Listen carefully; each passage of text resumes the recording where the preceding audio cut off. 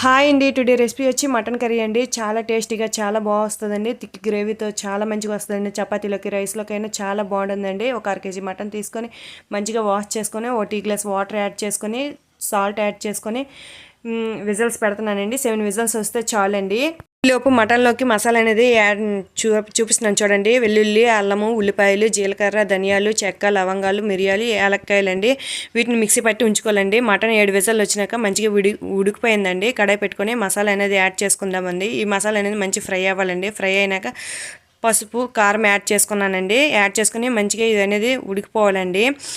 మసాలా అనేది పచ్చివాసన లేకుండా మంచిగా ఉడికినాక మనము ఉడికించుకున్న మటన్ అనేది యాడ్ చేసుకొని మంచిగా ఫ్రై చేసుకోవాలండి. ఇది మటన్కి పీసులకి చక్క పట్టేటట్లు ఈ మసాలా అనేది యాడ్ చేసుకొని కుక్కర్లో వాటర్ మిగులుతాయి కదండి, ఆ వాటర్ నెక్స్ట్ మనకి గ్రేవీ తగ్గట్టు వాటర్ యాడ్ చేసుకొని మంచిగా కుక్ చేసుకోవాలండి. సాల్ట్ చాలకపోతే యాడ్ చేసుకోండి. 10 మినిట్స్ కుక్ అయితే చాలండి. మటన్ కర్రీ అనేది రెడీ అయిపోద్దండి. Thank you for watching.